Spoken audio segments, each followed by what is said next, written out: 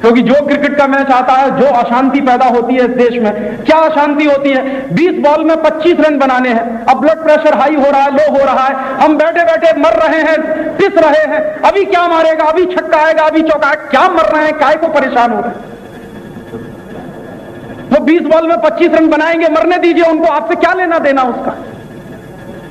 और उसी समय जब 20 बॉल में 25 रन बनाने और आउट हो गया, तो ऐसे रोते हुए चेहरा लेके आते हैं जैसे घर का कोई आदमी मर गया। वैसे ही इस देश में हार्ट अटैक बहुत हो रहा है, वैसे ही टेंशन बहुत ज्यादा है, उद्योग का, व्यापार का, हर जगह मंदी चल रही है। ये क्रिकेट का टेंशन और अपने घर में ले लिया जब से ESPN आ गया। कोई मतलब नहीं है इस तरह के टेंशन लेने का, और आपका फायदा उससे कुछ भी नहीं है। आपको यह लगता है कि देश का इससे फायदा हो रहा, कोई फायदा नहीं हो रहा, उल्टा नुकसान हो रहा। क्या नुकसान हो रहा है जानते हैं? ये हमारी पूरी की पूरी क्रिकेट टीम अमेरिकी कंपनियों का सबसे ज्यादा विज्ञापन कर रही है। हम कह रहे हैं कि आप पेप्सी मत पियो, कोका कोला मत पियो, थम्स अप मत लेना, ये मत लेना, वो मत लेना, और हिंदुस्तान का हर क्रिकेट खिलाड़ी पेप्सी का विज्ञापन कर रहा, कोका कोला का विज्ञापन कर रहा, एडिडास का कर रहा, विल्स का कर रहा, इसका कर रहा, उसका। और जिनको आप नेशनल क्रिकेट प्लेयर कहते हैं, वास्तव में वो अमेरिकन कंपनियों के एजेंट बने हुए। हिंदुस्तान में सबसे ज्यादा अमेरिकन कंपनियों का विज्ञापन करता सचिन तेंदुलकर। अभी आज शाम को ही बताया, यहां आपके शहर के सुशील दोषी साहब जो क्रिकेट कमेंटेटर हैं, 30 करोड़ रुपए का एग्रीमेंट साइन किया है एडिडास के साथ सचिन तेंदुलकर ने। अब बताइए, इसको आप राष्ट्रीय प्लेयर कहेंगे? 30 करोड़ का अगर एडिडास के साथ सचिन तेंदुलकर का एडवर्टीजमेंट का एग्रीमेंट है, तो आप अंदाजा लगाइए ये कंपनी 400-500 करोड़ तो कमाएगी ही कम से कम। और वो 400-500 करोड़ यहां से अमेरिका जाएगा, और हम मानते हैं कि अमेरिका हमारा दोस्त नहीं, आज दुश्मन है। तो हमारे दुश्मन के घर में पैसा भेजने का काम जो कर रहा है वो सचिन तेंदुलकर, और हम कहते हैं ये राष्ट्रीय क्रिकेट प्लेयर है। ये तो एजेंट बने हुए हैं विदेशी कंपनी, और ये क्या कर रहे हैं? हमारे देश के लोगों ने इनको जो लोकप्रियता दी है उसका ये दुरुपयोग कर रहे हैं और कुछ नहीं कर रहे। पेप्सी का एडवर्टीजमेंट, और इतना गुस्सा आता है मेरे जैसे आदमी को, मैं पिटीशन फाइल करने जा रहा हूं, पूरे के पूरे क्रिकेट कंट्रोल बोर्ड को मैं कोर्ट में घसीटूंगा, भले ही हम उसमें जीते या न जीते। प्रश्न ये है कि हमारे देश का ये जो क्रिकेट कंट्रोल बोर्ड है, ये चलता है हमारे पैसे से। हम क्रिकेट का मैच देखते हैं, उससे पैसे की कमाई होती है, उसमें से चलता। लेकिन इस क्रिकेट कंट्रोल बोर्ड ने क्या सत्यानाश किया है? पूरी पूरी क्रिकेट टीम को बेच दिया है अमेरिकन कंपनियों के हाथ। विल्स का सबसे ज्यादा विज्ञापन कराती है हमारी क्रिकेट टीम। हमारे क्रिकेट के खिलाड़ी विल्स का लोगो अपनी छाती पे लगा के घूमते हैं। यहां विल्स लिखा है, छाती पे लिखा है, यहां लिखा है। आप उसमें देखिए इंडिया कहां लिखा है तो कहीं नहीं नजर आया। इंडिया पीछे लिखा है, विल्स आगे लिखा है। इंडिया उनके लिए पीछे है, विल्स कंपनी आगे। और आप जानते हैं, सिगरेट पीने से कभी भी कोई आदमी क्रिकेट का खिलाड़ी क्या किसी भी तरह का खिलाड़ी नहीं बन सकता। दुनिया में कोई डॉक्टर हमको बताए कि सिगरेट पीने से अच्छा क्रिकेट खिलाड़ी बन। कैंसर के मरीज तो आप बन सकते हैं, खिलाड़ी बनने की तो बात ही दूर। तो जो कंपनियां सिगरेट के विज्ञापन में अमेरिका में बंद कर दी जा चुकी हैं, ITC कंपनी वही कंपनी है, इसका असली नाम है अमेरिकन टोबैको कंपनी, भारत में आके इसने नाम बदल दिया, इंडियन टोबैको कंपनी हो गया। ये कंपनी हमारे देश में 10 साल टैक्स की चोरी करती रही, 890 करोड़ के इसने टैक्स की चोरी की है। जो कंपनी हमारे देश का करोड़ों रुपए का नुकसान करती है, उस कंपनी का एडवर्टीजमेंट हमारा क्रिकेट कंट्रोल बोर्ड कराता है, और पूरी की पूरी क्रिकेट टीम उनके साथ खड़ी। इस बात पर हम लोग पिटीशन करने वाले, और इसके लिए अभी मैंने एक चिट्ठी भेजी, क्रिकेट कंट्रोल बोर्ड को भी चिट्ठी भेजी है, और सचिन तेंदुलकर, मोहम्मद अजहरुद्दीन को भी चिट्ठी भेजी, और आपसे भी मेरा निवेदन है कि आप भी चिट्ठी भेजिए। तेंदुलकर को चिट्ठी लिखी है कि हम सारे देश में अमेरिकी कंपनियों के बहिष्कार का अभियान चला रहे हैं, लेकिन दुख की बात यह है कि तुम अमेरिकी कंपनियों के सबसे बड़े एजेंट बने हुए हो।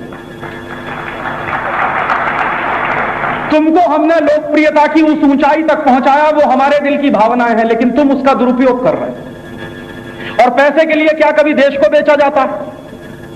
कितना पैसा चाहिए तेंदुलकर को? वैसे ही इतना पैसा है, घर में सिर्फ 3 प्राणी हैं, वो, उसकी बीवी और एक उसकी बच्ची, 3 लोगों के लिए कितना पैसा चाहिए? अरबों रुपया उसके खाते में। तो और पैसा काहे के लिए परेशान? और उसको लिखिए आप चिट्ठी में कि हम तुमसे निवेदन करना चाहते हैं कि जिस समय भारत के खिलाफ अमेरिका ने आर्थिक पाबंदी लगाई है, उस समय तुम किसी भी अमेरिकी कंपनी का विज्ञापन अगर करोगे तो हमारे ये बहिष्कार का निशाना फिर तुम्हारे ऊपर होगा। अगर हम अमेरिकी कंपनियों का बहिष्कार कर सकते हैं तो हम सचिन तेंदुलकर का भी बहिष्कार कर सकते हैं। हमने किसी को लूट की खुली छूट नहीं दे रखी है कि उसके जो मन में आए तो वो करेगा। क्रिकेट कंट्रोल बोर्ड को भी अब नियमों के अंदर काम करना पड़ेगा। क्रिकेट कंट्रोल बोर्ड इस भारत से बाहर नहीं जा सकता। जब राष्ट्र के सम्मान का प्रश्न है तो क्रिकेट कंट्रोल बोर्ड को भी अपने राष्ट्र के सम्मान का ध्यान रखना पड़ेगा, अन्यथा वो खेल खेलना हो तो अमेरिका जाके खेलें, यहां कोई क्रिकेट नहीं खेलता। इनको अगर यही गलतफहमी है कि अमेरिकी कंपनियों का धंधा बढ़ा के विज्ञापन करा के हमको ज्यादा अच्छा है, तो इन सबसे निवेदन करिए कि जाओ अमेरिका में क्रिकेट खेलो, जहां कोई क्रिकेट नहीं खेलता और क्रिकेट खेलने वालों को कोई पसंद भी नहीं करता। वहां क्रिकेट खेलने वाले अमेरिका में इडियट्स कहलाते, और ये इडियट लोगों का खेल है। और ये इडियट लोगों का खेल इसलिए है कि दो लोग खेलते हैं, करोड़ों लोग उसके लिए परेशान है। काहे के लिए? अरे कोई बॉल फेंक रहा है, कोई खेल रहा है, आउट होगा नहीं होगा उससे आपको क्या लेना देना। और ये क्रिकेट का खेल उन्हीं देशों में खेला जाता है जो इंग्लैंड के गुलाम रहे। ये गुलामी का खेल है। अंग्रेजों ने जहां जहां शासन किया उन्हीं देशों में क्रिकेट होता। भारत में, पाकिस्तान में, श्रीलंका में, ऑस्ट्रेलिया में, न्यूजीलैंड में और जिम्बाब्वे में और साउथ अफ्रीका में, और बताइए कहां होता है? खेल भी खेल सके। हिंदुस्तान में तो हमेशा धूप रहती है। और यहां तो ऐसा अत्याचार हो रहा है बच्चों पर। इस साल परीक्षाएं चल रही थी जब बच्चों की, उसी समय क्रिकेट का मैच खिलाया गया। जब देश के बच्चों की परीक्षाएं होती हैं 10वीं और 12वीं की, तो कोई पब्लिक फंक्शन आप नहीं कर सकते, पूरे देश में पाबंदी लग जाती। तो आप पब्लिक फंक्शन नहीं कर सकते क्योंकि बच्चों की परीक्षाएं चल रही हैं 10वीं और 12वीं की। तो 10वीं और 12वीं परीक्षाओं के जमाने में यह क्रिकेट का खेल कैसे हो गया इसका? क्योंकि अब यह खेल नहीं रहा है, एक धंधा बन गया है, एक बिजनेस बन गया है। सट्टेबाजी का एक धंधा बन गया है, पैसा कमाने का भी एक धंधा बन गया है। तो जो लोग धंधा मानकर इस खेल को चला रहे हैं और खेल रहे हैं, उनको सबक देने की जरूरत है। और उनको अगर आपने सबक नहीं दिया तो ऐसे लोगों की हिम्मत बढ़ती चली जाएगी और देश का नुकसान होता चला जाएगा। तो आपको मैं निवेदन करने आया हूं कि आप इंदौर से 4-5 हजार चिट्ठियां भिजवाइए सचिन तेंदुलकर को। उसका पता चाहिए तो मैं आपको बोलता हूं, आप लिख लीजिए। Sachin Tendulkar, care of Shri Ramesh Tendulkar. उसके घर का नाम है साहित्य सहवास, Bandra east, Mumbai. Sachin Tendulkar, care of Ramesh Tendulkar, साहित्य सहवास, बांद्रा ईस्ट, मुंबई।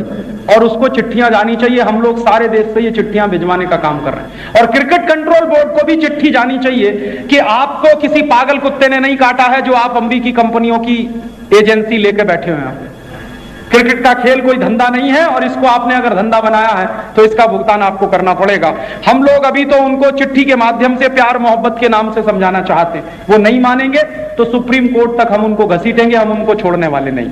हमें मालूम है हम हारेंगे या जीतेंगे, लेकिन सारे देश के लोगों के सामने ध्यान में तो ये बात आएगी कि इंडियन क्रिकेट कंट्रोल बोर्ड काम कर रहा है अमेरिकी कंपनियों का प्रमोशन करने में और उनका धंधा बढ़ाने में। और ये बात अगर देश में साबित होती है तो हिंदुस्तान के लोगों को घृणा पैदा हो जाएगी, और वो घृणा शायद इस देश के किसी हित में भी काम आ सके। और कम से कम उस घृणा में से एक नतीजा अगर ये निकले कि क्रिकेट का खेल देखना खेलना बंद हो जाए, क्योंकि मैं इसको एक बहुत ही बेवकूफी का खेल मानता हूं। 3-3 साल के बच्चे, 4-4 साल के बच्चे खड़े नहीं हो सकते, बैट लेके घूमते हैं गांव-गांव में, गली-गली। सड़क पे जरा सी देर ट्रैफिक रुका, विकेट लगाया, चालू हो गया खेल।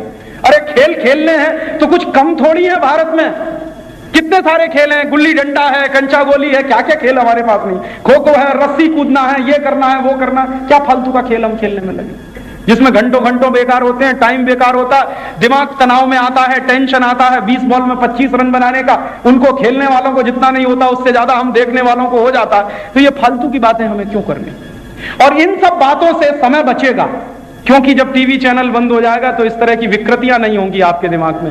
और जो समय बचेगा उसको आप राष्ट्र के काम में लगाइए, देश के काम में लगाइए, क्योंकि आज आपके समय की हमको बहुत जरूरत है। और मैं आपसे वही समय दान में मांगने आया, आपसे वोट मांगने नहीं आया, कभी आऊंगा नहीं, आपसे नोट मांगने भी नहीं आया। तो आप पूछेंगे क्या मांगने आए हैं?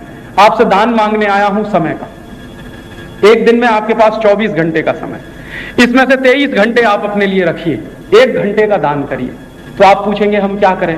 रोज 1 घंटे का समय निकालिए, जो कुछ मैंने आपको समझाया वही बात आप अपने पड़ोसी को समझाएं। और रोज अगर किसी एक व्यक्ति को आप ये बात समझाएंगे तो 1 साल में हर व्यक्ति 365 परिवारों तक ये संदेश पहुंचाए। और वो 365 परिवारों में कौन जाने दूसरा राजीव दीक्षित पैदा हो और इस देश के हजारों घरों तक वो मैसेज जाए। घर घर में, गांव गांव, गली गली में ये संदेश पहुंचाने की जरूरत है और ये संदेश पहुंचाने का काम आपको करना है, क्योंकि ये देश के सम्मान का प्रश्न है, ये हमारी राजनीतिक संप्रभुता को चुनौती है, ये हमारी आर्थिक आजादी का प्रश्न है, ये हमारी सांस्कृतिक अस्मिता का भी प्रश्न है। तो देश के सामने इतने गंभीर प्रश्नों में हम फंसे हैं, तो इसमें से बाहर निकलने की जिम्मेदारी भी हमारे ऊपर है। सारे देश में एक बड़ा राष्ट्रीय आंदोलन खड़ा करना है इन प्रश्नों पर, तो वो राष्ट्रीय आंदोलन तभी खड़ा होगा जब हर व्यक्ति अपने अपने हिस्से की जिम्मेदारी इस काम में लेगा। मैं आपसे कह सकता हूं कि कुछ नहीं करें तो रोज 1 घंटे का समय निकालकर किसी एक व्यक्ति को ये सारी बातें समझाएं।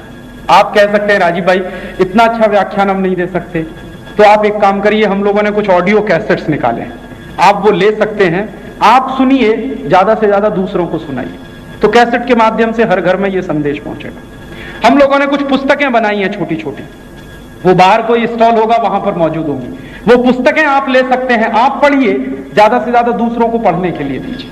हम लोगों की एक पत्रिका निकलती है नई आजादी, मासिक पत्रिका, उसमें हर महीने ऐसी जानकारी आती है, आप उसके मेंबर बन सकते हैं, तो आप मेंबरशिप लेकर उसकी हर महीने वो पत्रिका मंगा सकते हैं, आप पढ़िए और 10 परिवारों को पढ़ने के लिए दीजिए। तो कैसेट के माध्यम से, पुस्तकों के माध्यम से, पत्रिका के माध्यम से, जैसे भी बन सके आप इस विचार का प्रचार करिए। ये विचार का जितना तेज प्रचार होगा आचरण में उतना ही आएगा। पहले विचार होता है फिर आचार होता है, और विचार और आचार अगर एक साथ चलना शुरू करें तो फिर क्रांति की शुरुआत हो जाती है किसी भी देश में। तो ये विचार का प्रचार, ताकि आचार इस देश में पैदा हो और उस काम में हम सब लग सकें, इसके लिए आपका 1 घंटे का समय दान चाहिए। अगर आप दें तो आपका बहुत बहुत शुक्रिया, बहुत बहुत धन्यवाद, बहुत बहुत आभार।